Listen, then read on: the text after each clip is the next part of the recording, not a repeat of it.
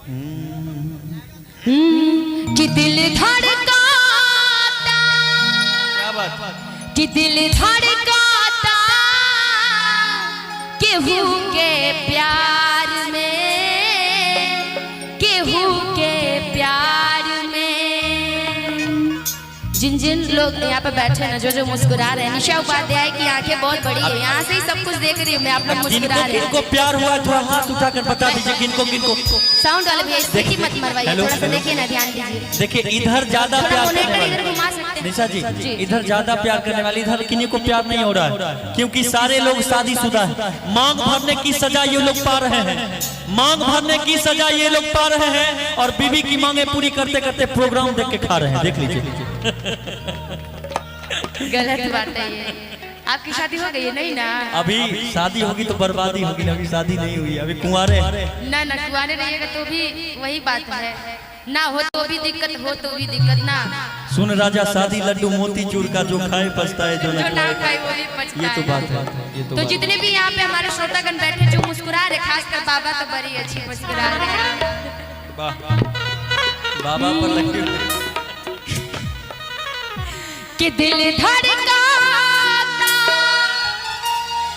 कि दिल धड़काता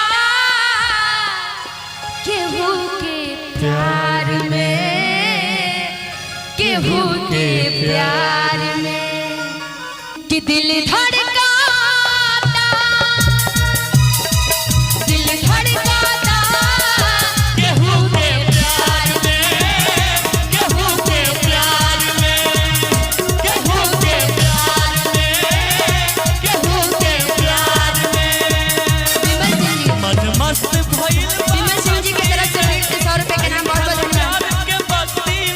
मन मस्त भइल बा मस्ती में, दिल बैठल प्यार के गस्ती में। मन मस्त भइल बा मस्ती में, दिल बैठल प्यार के गस्ती में। रहेला अखिया तोहरे इंतजार में। हमें पता है विमल सिंह जी को कुछ ज्यादा मोहब्बत है, तो जिन जिन को मोहब्बत है एक बार मेरे साथ में आप लोग भी गाइएगा, ठीक? क्योंकि यहाँ पे कैमरे में रिकॉर्डिंग हो रही है, सबकी आवाजें भी कल को जब YouTube पे चढ़ेगा ना तो पता चलेगा कि किन किन को मोहब्बत हुआ था, किन किन का दिल धड़क रहा था। मिश्रा जी आपका भी धड़कता है ना? हमरा तो 72 बार, हमरा 1 मिनट में 72 बार धड़कता है। आपका कितना बार धड़कता है? मेरा धड़कता ही नहीं है। आपका 74 बार नहीं 76 बार बोले। ये पहली बार दिल देख रहे हैं कि दिल है कि पता नहीं क्या है आपका। इनका पानी टंकी का मशीन है। ठीक है, थोड़ा सा धड़काइए इसको, ऐसा कि कैमरे में भी आप लोग का जाए दिल धड़क, इतना तेज धड़के। दिल धड़काता,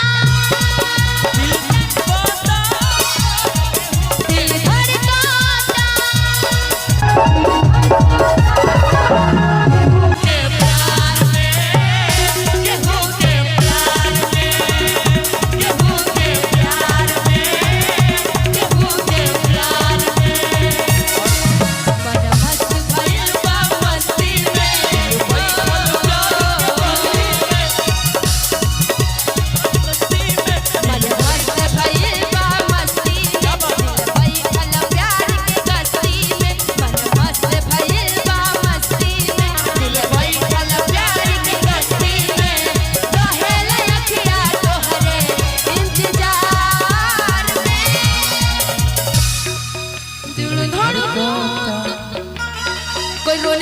होगा तो ऐसे ही बोलेगा, जैसे कि मान लीजिए मिश्रा जी, मिश्रा जी आपके लिए कि दिल धड़काता,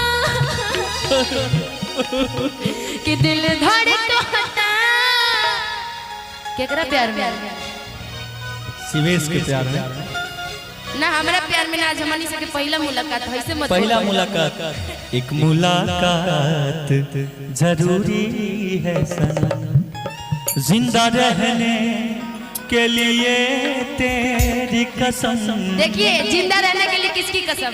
जिंदा रहने देखिए के लिए तेरी कसम, एक मुलाकात जरूरी है सनम, एक मुलाकात जरूरी है सनम,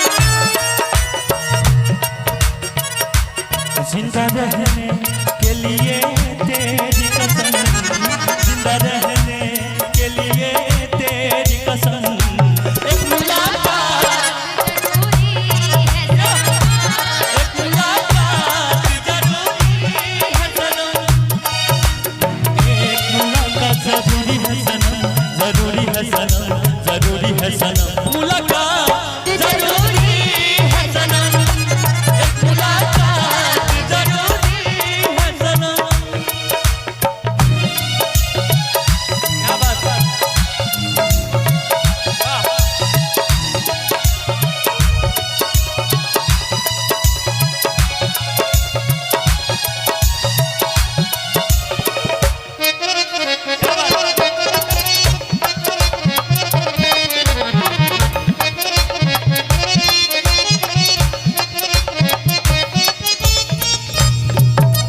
हमारी तरफ देखिए।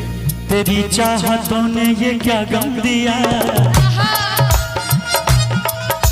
तेरे इश्क ने यूं दीवाना किया,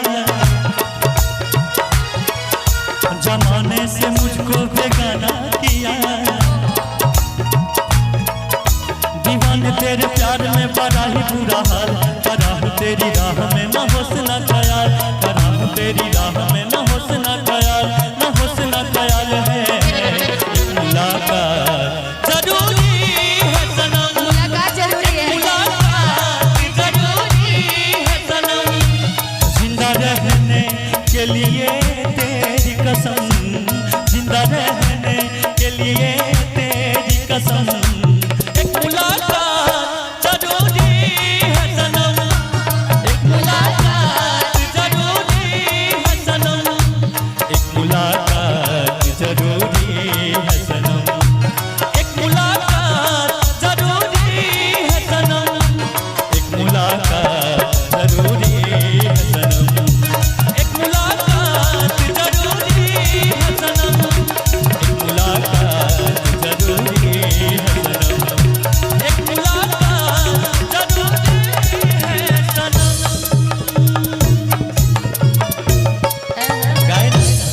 गाए ना आपके लिए। चलिए एक बार तालियां बजा दीजिए, इन्होंने मेरे लिए गाया है कि एक मुलाकात जरूरी है।